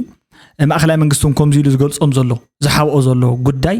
ብከቢድ ብረት ዝተሰነየ ሓያል ውግእ ከም ዝነበረ ተገሊጹ ማለት ተኸበርቲ ውግኣት ፖለቲካዊ ቅልውላው ከኣሎ ኣብዚ ሕጂ ሰዓት ማለት እዩ ውዕሊ ፕሪቶሪያ ኣብ ትሕቲ ከቢድ ፀቕጢ ይርከብ ፌደራል መንግስቲ ናይቲ ግዝያዊ ምሕደራ ዕድመ ንምምንጣል ዝወሰዶ ውሳነ ወይ ከዓ ንምንዋሕ ዝወሰዶ ውሳነ ሕወሓት ካብ ሰነ 2026 ዝካየድ ሃገራዊ መረፃ ከዓ ምግላሉ ነቲ ወጥሪ መሊሱ ላዕለ ብፅሕዎ ኣሎ ማለት ያጋዲድዎ ኣሎ ኮነ ኢሉ ከዓ እዩ ኣጋዲድዎ ዘሎ ማለት እዩ ነቲ ወጥሪ እቲ ማእኸላይ መንግስቲ ማለት እዩ ንምንታይ እንድሕር ዳ ትግራይ እዚ ዝምረፅ ኣካለይ እዚ እዩ ኢላ ተሓስብ ነይራ ኮይና ወይ ከዓ ተሳትፎ ዘለዎ ሓይሊ ንሱ እንድሕር ዳ ኮይኑ ንሱ ኢና መረፃ ከኣቱ ነይሩ ኩለንተናዊ መረፃ ክካየድ እንድሕር ዳ ኮይኑ ስለዚ መረፃ ንምክያድ ዓቕሚ ኣለና እንድሕር ዳ ትብል ኮንካ ተዓቕሚ ከዓ ሰላምን ፀጥታን ውሕስ ኣብ ዝኾነሉ ከባቢ ስለ ዝኾነ ትመረፃ ዝካየድ ኣብ ትግራይ ዘሎ ግዝያዊ መንግስቲ ተባሂሉ 5 ዓመት ክፀንሕ ንቡር ኣይኮነን 5 ዓመት ማለት እዩ 1 ዓመት ያእኽሎ ኢና 1 ዓመት ተሸይሙ 1 ዓመቱ ገይሩ ድሕሪኡ ንገዝኡ ወይ ከዓ ወንበሩ ሓቂፎ ገዝኡ ክድቅስ ይኽእል እዩ ስለተዘይ ኮይኑ እዚ ከምዚ ዓይነት ጠልቆንቆም ዝበለ ነፃነት ናይ ዓዲ ነፃነት ትግራይ ናይ ምግሃስን መወዳእታ ከዓ ማለት እዩ ነፃነት ትግራይ ክለኩም ከለኹ ኣይወርዱን ኢሉ ተሰብኣይ ማለት እዩ ልሙዕ ራእዩ ለይ ስምዑ ለይ እናበለ ካብዲ ወንበር ሕጂ ኣነ እንተወሪደ ገለ እናበለ ይቆኒ ከይወርድ ማለት እዩ ንሱስ ፍሉይ ብኣምላኽ ዝተሾመ ስዩመ እግዚኣብሔር ኢልና ክንፅውዖ ማለት እዩ ከምቲ ናይ ቀደም ዝነበረ ንክወርድን ንከይወርድን ሕጊ እዩ ዝብይነሉ ብመሰረት ሕጊ ውረድ ተባሂልካ ምውራድ እያ ቀጢልካ ካሊእ ዋላ ሓንቲ ጉዳይ የለን ማለት እዩ ውሽጣዊ ምክፋል ኣሎ ኣብ መንጎ ደገፍቲ ሕወሓት ሓይሊ ሰላም ትግራይ ዝበሃሉ ካልኦት ከኣሎ ቲፒኤፍ ተባሂሉ ዝፅዋዕ ብመንግስቲ ፌደራል ዝድገፍ ሓድሽ ጉጅለ ኣብ ውሽጢ ትግራይ ደማዊ ግጭት ተራእዩ እዩ ማለት እዩ ስለዚ ንባዕላቶም ሲ ንምትኽኳስ ኮነ ኢሎም ተዳልዮም ዘለዉ ናብ ውግእ ናይ ምልዋጥ ስጋኣት ድማ ኣሎ ብተመሳሳሊ ዝኸድ ዘሎ ማለት እዩ ምልጋስ ሰራዊት ኤርትራ ብዝምልከት ሰራዊት ኤርትራ ኣብ ገለ ክፋላት ኢትዮጵያ ከም ዘሎ ይግለጽ ኣሎ ኣብቲ ውሽጢ ማለት እዩ ኣብ መንጎ ኣዲስ ኣበባን ኣስመራን ብሰንኪ ናይ ቀይሕ ባሕር ወደብ ዘሎ ወጥሮ ኣሎ ትግራይ እንደገና ናይ ኩናት መድረክ ክትከውን ትኽእል እያ ዝብል ስጋኣት ከም ብሓድሽ እንዳተፈጠረን እናማዕበለን ዝርከብ ዘሎ ኩነታት እዩ ማለት እዩ ናይ ግዛኣት ምስሓብ ኣብ ምዕራብ ትግራይ ዘሎ ዘይተፈትሐ ሕቶን ናይ ምሰምሓራ ዘሎ ሚሊሻታት ኣምሓራ ዘሎ ጽልዋ ኣማይ ተሽሓት ተማዛበልቲ ትግራይ ኣብ ኩናት የለ ሰላም የለ ኩነታት ክጸንሑ ግን ድማ ብሰላሕታዊ ጥሜት እናሞቱ እናሃለዎ ማለት እዩ ከም ዝረኣኹሞ ኣብ ዝሓለፈ እዋን 10 ገለመለ ሚልዮን ዋላ እኳ ህዝቢ ኢትዮጵያ ማለት እዩ ዋላ ሽዑ ዝሓዘነ ዘይሓዘነ ክትጠምቕ ከለኻ ክትሞት ከለኻ ኢድካ ክትስኮን ከለኻ ኢድካ ክትህብ ከለኻ ሓሪሱ ክበልዕ ዝኽእል ህዝቢ ዋላ ነቲ ዝተዋሃበ ውህቶ እውን ንባዕሉ ማለት እዩ ማእኸላይ መንግስቲ ብናይ ቲክቶከራትን ብገለን ዝተዋፀ ገንዘብ ክኸይድ ኣይክእልን እዩ ብምባል ዓፊኖ ትሪፍዎ መሳርሒ ኩናት ክገዝእሉ እዮም ወዘተዶ ገለመለ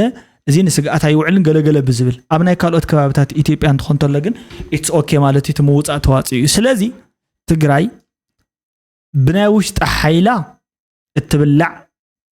ብናይ ደገ ሓይላ ድማ እትጓነ ዓዲ ኮይና ትርከብ ማለት እዩ ኣብ ውሽጣ ዘሎ ሓይሊ ድማ ንዓኣ ንምብላዕ እምበር ንዓኣ ንምጥቃም ዝተሳተፈ ዝኾነ ይኹን ሓይሊ ክሳብ ሕጂ የለን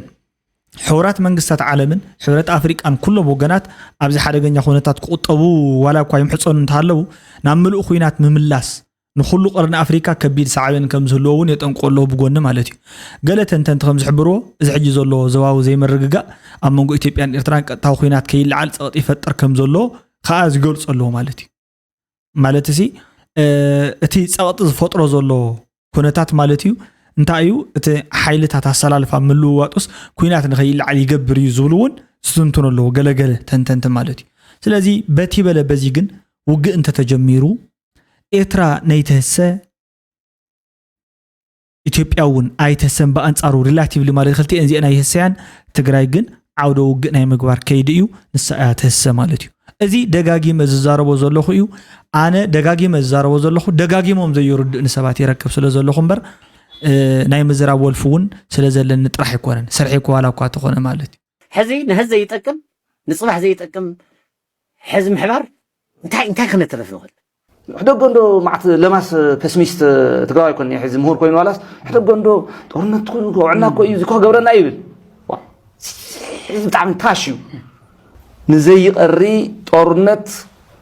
ተዳልዩ ምዃኑ እዩ ባዕሉ ዝገልፀልና ዘሎ ንሕና ድማ ንዘይቀሪ ጦርነት ኣብ ምክልኻል ኢና ደጠው ክንብል ዘለና ሓንቶ ዘለና ንዘይቀሪ ጦርነት ጠጠው እንትንብል ከለና ድማ ኩሉ መማረፃታት ክጥቀም ከም ዝኽእል ግን ክትፈልጥ ትኽእል ኣለካ ሕጂ ፔሲሚስቲክ ብዝብል ይገሊጹና ዘሎ ከምዚ ኸማይን ኣነን ዝኣመሰሉ ዝዛረቡ ዘሎ ሰባት ከምዚ ክንዛረብ ከለና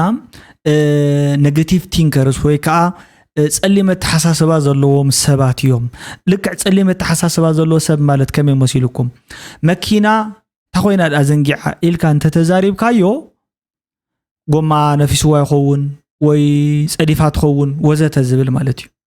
ኣይ ንሽለይ ነዳዲ ገለ ክገዝእ ይኸውን ኢሉ ዝሓስብ ሰብ ፖዚቲቭ ቲንከር እዩ ዝበሃል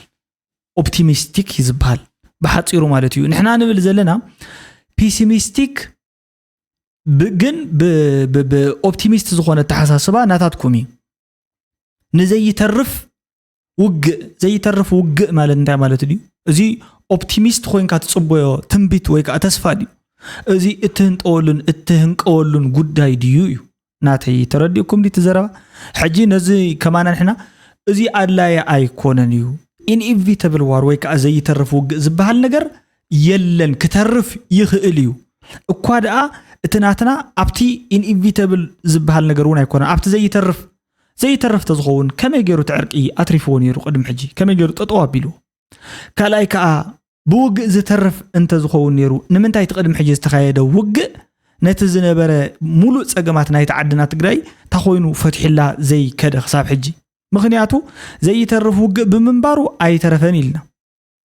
ክግበር ብምንባሩ ዝፈትሖ ነገር ታ እዩ ዋላ ሓንቲ ስለዚ ክተርፍ ነይርዎ እዩ ማለት ካብ መጀመሪኡ ዘይተርፍ ኮይኑ ዳኣ ተኻይዱ እምበር ክተርፍ እንዳተገበኦ ዝተገብረ ስለ ዝኾነ መፍትሒ ናይቲ ጸገም ኣይኮነን አንለስ ኣዘርዋይስ ታ እዩ ማለት እዩ በቃ ፈጣር ናይቲ ጸገም ንሱ እዩ ነይሩ ተጸገማት ኩሉ ዝተፈጠረ በዚ ሰንክዚ ስለዚ መፍትሒ ሕጂ እውን ብተመሳሳሊ መንገዲ ክትከይድ ኣይትኽእል ብሃምን ተዘይኮንካ ኣልበርት ኣንስታይን ዝበሎ ምስላ ከቕምጠልካ ማለት እዩ ትግራይ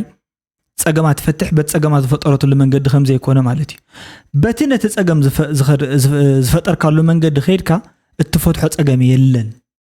ኣበሃላ ኣልበርት ኣንስታይን ጂኒየስ ዝኾነ ኣበሃላ ኻ እዩ ሓደ ግዜ ሲ ኮምፕሌክስ ዝኾነ ነገር ኢኻ ትገብሮ ትኽእል ወይ ከዓ ዓብዪ ድርብራብ ጸገም ኢኻ ትፈጥር ትኽእል እምበር ዝተሓላለኸ ጸገም ኢኻ ትገብሮ ትኽእል እምበር ብዝተሓላለኸ መንገዲ ኸይድካ መፍትሒ ተምፅሉ ዋላ ሓንቲ መንገዲ የለን እቲ መፍትሒኡ ፖለቲካል ዲያሎግ ተባሂሉ ተወዲኡ ኣብቲ ግዜ ውግእ ዝነበሩ ሰባት እውን ካብቶም ኣዝዮም ዓበይቲ መራሕቲኦም ዝበሃሉ ኣብኡ ነይሮም ከምኡ ኢሎም ይዛረቡ ነይሮም ከይድካ እንድሕር ዳ ብዝርርብ ዝፍታሕ ጉዳይ ኮይኑሲ ንምንታይ ኢኻ 18 15 ዝዕድሚ ወዲ ትግራይ ብረት ዕጢቕካ ንዘይተርፈልካ ውግእ እዩ ተዳሎ እናበልካ ከም ዓለመ መላእኽትን ዓለመ ሰይጣውንትን ጌርካ ማለት እዩ ኣብ ውግእ ንዘለኣለም ሓደ ሃፍ ኦፍ ኤሴንቸሪ ከተንብሮ ድሌት ዘለካ ማለት ካብ ምንታይ ናይ ምንታይ ዓይነት ካልኩሌሽን ሓይዝካ መፅኻ ንስሓጂ ንምንታይ ትመንእሰይ እዚሲ ዘይተርፈካ ውግእ ካብትብለሲ ዝተርፈካ ሰላም ኣለካ ሞ ብሰላማዊ መንገዲ ክፍታሕ ዝኽእል እዩ ንስኻ ድማ ናብ ልምዓት ተዋፈር ንምንታይ ዘይትብሉ ይመፀኩም ኣለኹ ይብለና ኣሎ ትርብሽ ኣለኻ በቃ ከይመፅእ ድሕር ኮይኑ እቲ ውዕል ኣኽቢርካ እቲ ውዕል ተኸባቢሩ ሓዝዎ ንዕኡ ሕጂ እኮ ነቲ ሰብኣይ ንበይኑ ዝፍረዶ ኣይኮነ ነቲ ማእኸላይ መንግስቲ ጥራሕ ንበይኑ ከመይ ጌርካ ትፈርዶ ኣሎ ብዚ ሕጂ ሰዓት ዘሎ ኩነታት ማለት እዩ ንስኻትኩም እንታይ ትገብሩ ኣለኹም ካብቲ ውዕል ብሪቶርያ መርህ ወፃእ ዝኾነ ነገራት ምንቅስቓስ ጠጠው ኣብል ክትበሃል ከለኻ ህልኽ ይመስለካ ኣሎ መን ጠጠው ዘብለኒ ብዝብል ህልኽ ኢኻ ን10 ሚልዮን ህዝቢ 40 ሰባት ብትገብርዎ ናይ ድንቁርና ስሕተትን ጽልሙት ዝኾነ ካይዳን እኮ እዩ 10 ሚልዮን ህዝቢ ተወጢጡ ናብ ውግእ ካኣተልኩ እዚ እኮ መሕዘን እኮ እዩ ነይሩ ማለት ትራጀዲ እኮ እዩ ነይሩ 40 እኮ ኢኹም ብቁፅርሲ እንታይ ኢኹም ንስኻትኩም ኣብ ባሕሪ ተደርበየ ጨውሲ እንታይ ኢኹም ንስኹም ክትኮንዎ ነይርኩም ግን እቲ ዘለኩም ሓላፍነትን ዘለኩም ፖዚሽንን ጣጣ ዘምጽእ ስለ ዝኾነ ነቲ ጸገም ከዓ ንምጽዋዕ ለይትን ቀትርን ተራባሪብኩም ትሰርሑ ስለ ዘለኹም እኮ እዩ ከምዚ ዓይነት ዘረባ ዝመጽእ ዘሎ እምበር እንድሕር ደኣ ኣይ ብስሩ ሰላማዊ መንገዲ ይደልኒ ብስሩ ፈረሰይ ኣብ ታይ ዝበሃል ተሰተየት ማይ ተዓርፍን ያ እንተይሉ ይምጻኡ ይኺድ ቀጥቅጥዎ ጉዳይና ድዩ ማለት እዩ ክንቅጥቅጦ ኢና ማለት እዩ ምንም ዝተፈለየ ነገር የለን ግን ትንስኹም ትገብርዎ ዘለኹም ግን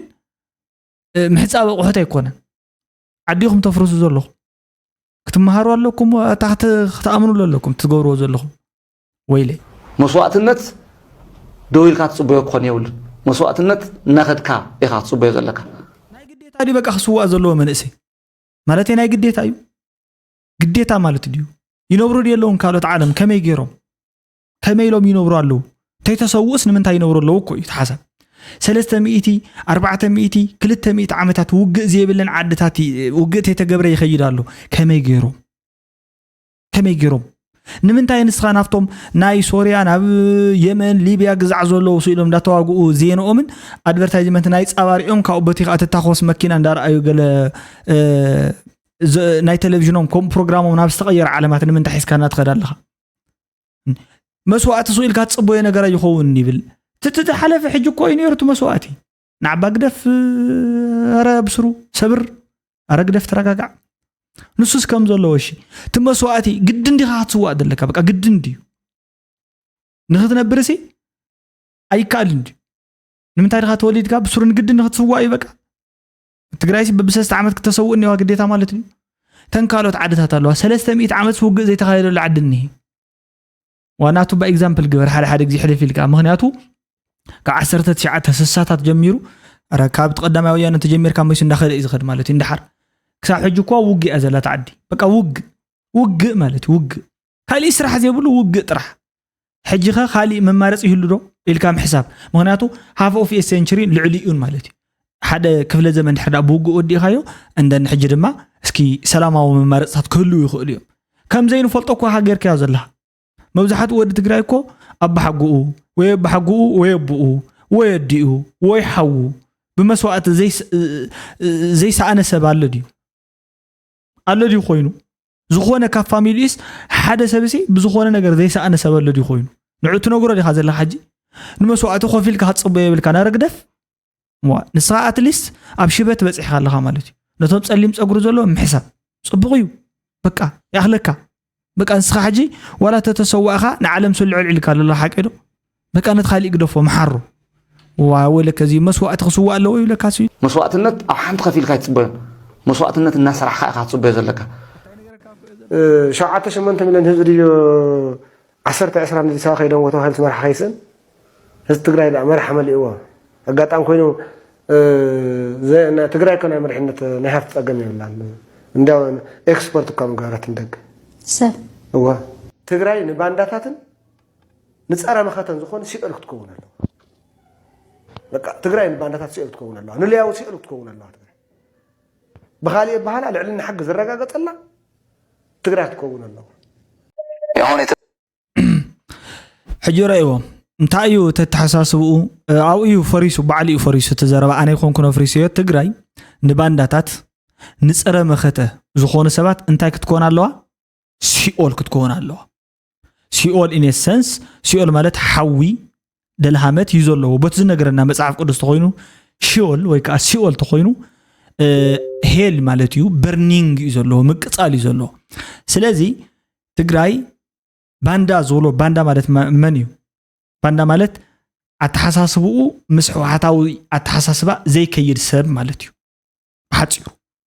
مغنياتو نساتهم يوم كوم غيروم ليبل زغورو نتي اتحساسبو مسحو حتاوي اتحساسبا زي كيد سب سيول كتكون كتكدلوا مناورو كتكون يبلان يبل بتحرو غنتا يبل بخالي ابهاهلا إلو زي مالت تግራይ لعلن حقي كراغاغصلا كخل ኣለዎ what is rule of law ታይ ማለት እዩ لعلن حقي እታይ ማለት እዩ ሕጊ ልዑል ኮይኑ ኣምብሬላ ኮይኑ ዝነበረላ ዓድሲ ንስኻ ሲኦል ክትከውን ኣለዋ ኢልካ ትፈርደላ ዲያስ ወይስ ፍርድ ቤት ዝፈርደሎም ፍርድ ቤት ይዝፈርደሎም ንትግራይ ክሒዶም አንድሕር ኮይኖም ናይ ትግራይ ፍርድ ቤት በት ሕጊ መሰረት ሕገ መንግስት መሰረት ናይ ትግራይ ይኣስሮም ሕጊ ንኽኽበር እንድሕር ዳ ኮይኑ እቲ አንጻር ናይ ሕገ መንግስት ዝኸድዎ ዘበለ ብሙሉ ግቡእ ዝኾነ ስጉምቲ ተወሲድሎም ፍርድ ቤት ይዝወስነሎም ሽዑዩ ልዕልና ሕጊ ዝረጋገጽ ጎዲፋይዶ ሓመድ ዝበሃል ዝኾነ ይኹን ሰብ መጽዩ ብለኻት ዝኾነ ድምጹ ናብዚ ቀሪቡ ግን ጸልማት ክንገብረሎም ኢና ንገለ ሰባት ንግሩፕ ኦፍ ፒፕል ማለት እዩ ንግሩፕ ኦፍ ፒፕል ኢማጂን ግሩፕ ኦፍ ፒፕል ማለት እዚኣቶም እንታይ ማለት እዮም እዞም ባንዳታት ዝብሎም ንሱ ሌብል ዝገብሮም ወል ንሳቶም ንዕኡ ጠላም ኣድሃር ጉጅለ ሪአክሽኒስት ዓማፃ ይብልዎ ንሱ ንዕኦም ባንዳ ወዘተ ይብሎም ሕጂ ግን እንታይ ብዝብል ሌብል ይገብሮም ሲኦል ክትከውን ኣለዋ ትግራይ ንኸም ዝብሉ ሰባት ብኻሊእ ኣባሃላ ናይ ሓሳብ ተቃውሞ ዘለዎም ሰባት እንድሕር ዳ መጽኦም ትግራይ ታክት ኮን ኣለዋ ኢልዋ ሲኦል أنا حين أوصي قلت تقبر خد أي كدن ليترالي تتيلي فرانك مالتي أي كدن سلازي بخالي بهالان تايب لنا الله أنا حوخ قبر لكم سلوز خونكو أبتعد زيئة كنداي تأخلو أطري نعيتك قوم نسبات اللي هم وقن خفت مالتي مهناتو نسو نخنبر زفق دلو يلن نسو ود عدي كالي غوانا زبال سبيلن ذات سواي كأنتو مبديسا زلو كيدو موصيوم كاب احاديموم زلو كاب عدنا وصيوم منان زلو سبات وقن كفتلو مينان تولن تلو كتسمعوا مالتي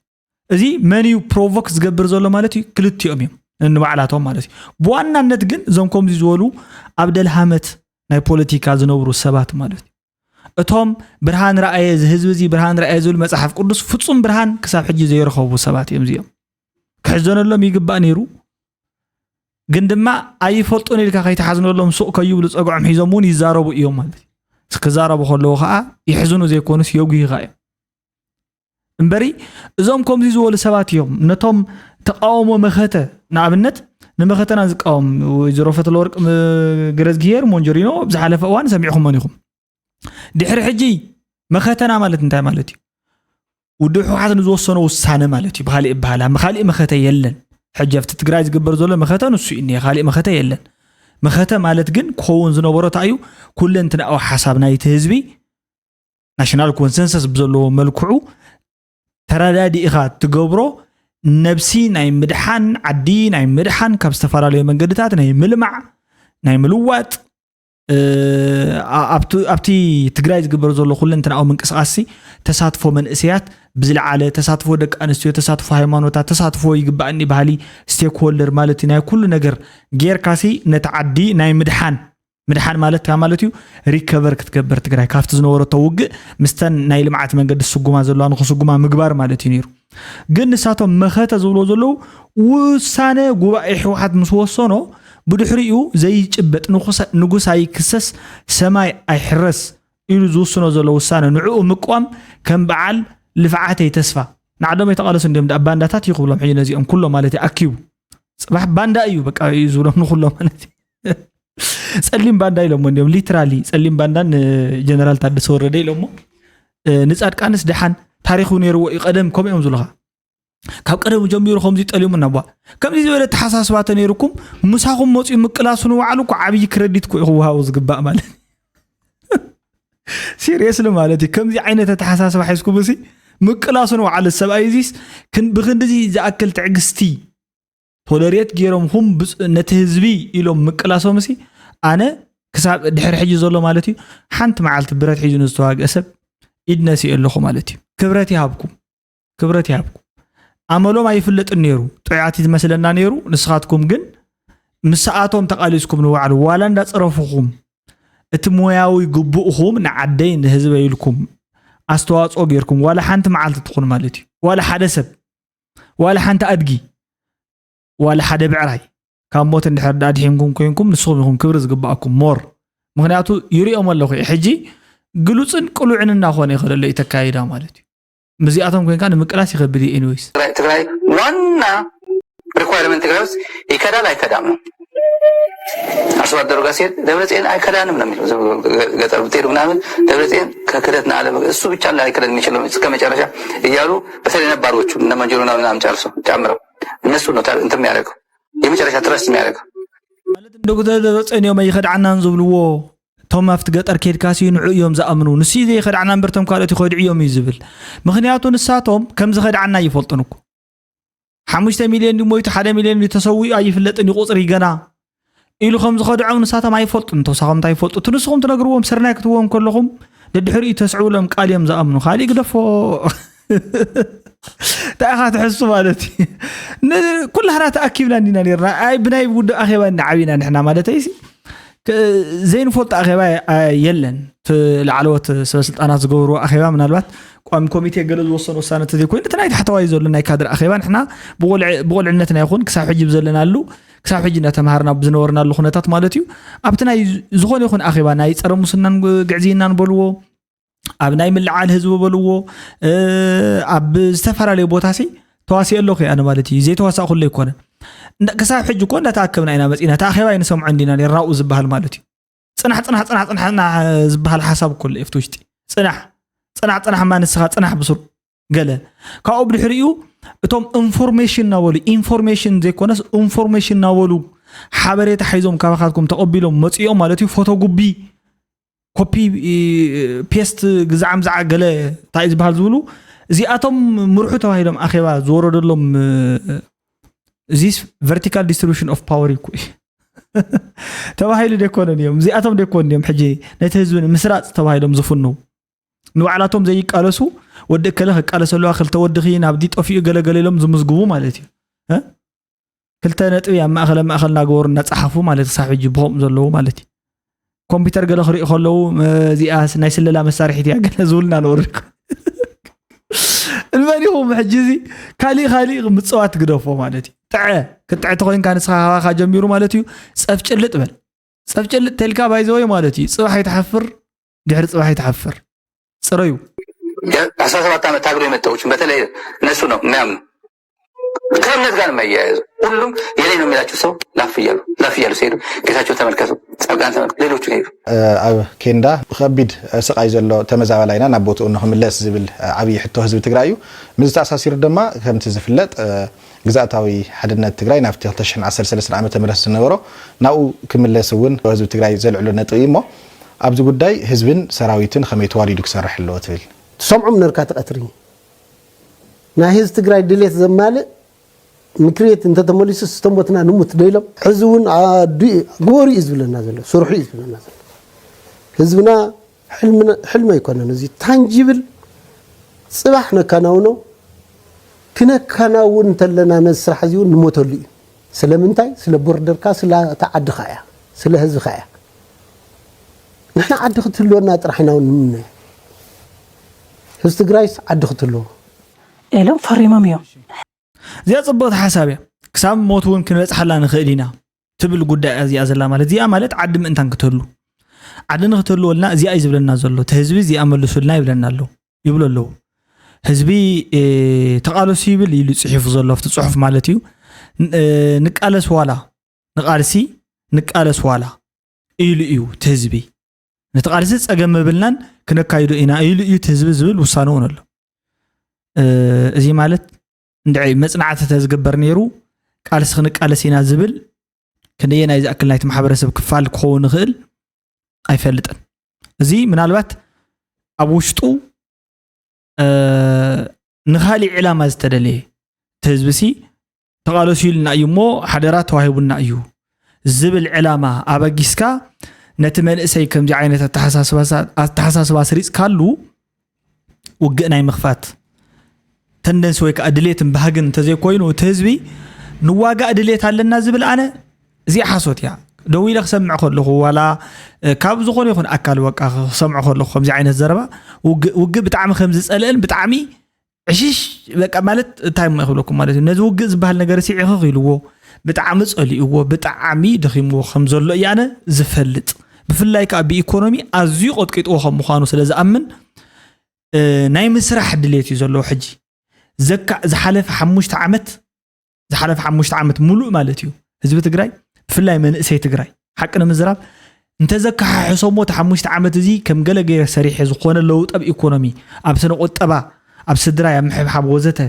ለውጥ ተዘምጽ ዝብል ናይ ኩሉ ሰብ ባህግን ድሌትን እዩ ዘሎ እንበር ካብዚ ወጻእሲ ኣነ ባህግ ዘሎ መሓዛስ ይኹን ገለ ሰሚዕ አይፈልጥም እወ ቃል ስኳ ይተርፍን እንድሕር ዳን መሬትኩም ጎጦኩም ይሕዘኩም ኢሉ ሞጺ ማእኸላይ መንግስት ይኹን ካሊ ኣካል ዋላ ይኹን ማእኸላይ መንግስት እዚ ፌደራል መንግስት ተሞጺኦ ተቃለሰ ክንቃለሰ ኢና ማለት እዩ መማረጽ ይብላን ዋላ ኣነ እውን ክቃለሰ ማለት እዩ ሽዑ ግን ከም ትሕጂ ዘሎ ሸተኽ መተኽ ብዝጅመር ውግእ ተኾይኑ መሕዘኒ እዩ ናቲ በትሕጂ ሸተኽ መተኽ ዝጅመር ሸተኽ መተኽ ትብሎ ዘለኻ ነየና እዩ ነስተፋናቀለ ህዝቢ ነወይ ተስተፋናቀለ ህዝቢ ሸተኽ መተኽ ኣይኮነን ግን እተስተፋናቀለ ህዝቢ ብውግእ ተፋናቂሉ ትፈልጦ ዘለኩም መፍትሒኡስ ውግእ እዮም ዝብሉ ዘለዎ ኣይኮነን ነዚ ህዝቢ እዚ ናይ ምምላስ ስራሕ ምርድዳእን ሰላማዊ ሰልፊ ይኹን ጸቕጢ ይኹን በትውዕል መሰረት ጌርካ ናይ ምፍጻምን ነትውዕልካ በኣግባቡ ናይ ክፍጸም ናይ ምግባር ስራሕ እዩ ነይሩ ኢለ እዛ ኣምን ኣነ ምክንያቱ እዚ ትክክለኛ መፍትሒ ስለ ዝስማዓኒ ወላ ሓደ ሰብ ዘየጥፈአ مفتح خمس سلازغل كالاي كا ابن كان هابان استمسرت ايكونومي ክትገብር ከለኻ ان كان هابان ትግራይ ሂባ ተቀበሎ ነገር ክህልዋ ስለዘለዎ ابن كان هابان استمسرت ايكونومي امبر አነን ተዘይ መሪሕ ብዝብል ጥራሕውን ማለት ስታግናንት ኮይና እንዴ ድፍረቱን አለው በታ ሓደ ወገን ማለት ድፍረቱን አለው ድፍረት ናትና حجي እቲ መሪሕነትና ጽቡቕ መሪሕነት ተዋሂቡና ኣብ ግዜና ተጠቅምናሉ ናይ ባዓልትና ማለት እዩ ምስክፍተቱን ምስሓላፍ ዘላፉን ወዲና ኣለና በቃ ተወዲኡ ብድሕሪኡ ተሳትፎ ይኽልውና ዘሎ ንበይንትና ንኽብሩ ሕገ መንግስቲ ይህልውና ንበይንትና ንኽብረላ ደው ይህልውና ንበይንትና ዝብፅሕና ባሕራ ዓሰባ ወደባ ይህልውና ንበይንትና ዝብፅሕና ኤርፖርት የለን ማዕረ ዝብፅሕና ምሰብና ከፊልና ኢና ኣፍተር ኦል ከፊል 10 ገለመለ ሽሕ ከፊል ከ ትጓዓዝ እንትግራይ ዘይዚ ኳ ዝኸበረ የለን ማለት እዩ ሰለስተን ገለመለ ሽሕ ካ ትጓዓዝ ከፊልካ ማለት እዩ ንትግራይ ሓቀይዶ ስለዚህ ንበይንትና ዝብፅሕና ዘየለ ንበይንትና ሕገ መንግስቲ መኽበርቲ ኢና ኢልና ውግእ ከፊትና እዚኦም ብሙሉእ እዮም ዞም ፀገማት ፈጢሮም ዘለዎ ማለት እዩ ናይ ሎማዓንቲ ቪድዮ ነዚ ዝመስል ክሳብ ሕጂ ተኸታተልኩሞን ሪኢኹሞን ዘለኹም ቪድዮ እንድሕር ደኣ ደስ ዝብል ርእይቶ ረኺብኩም ለኾንኩም ማለት እዩ ደስ ይብል ብዝብል ርእይቶኹም ኣስፊርኩም ኪዱ ደስ ዘይብል እንድሕር ደኣ ኮይኑ ከዓ ደስ ዘይብለሉ ምክንያት ፅሒፍኩም ኪዱ ልዋም ቀነ ኾነልኩም እየ ዝምነ ቻው ንሕና ቀንዩታ Good light. نحن حضرت حواتي ما نطيب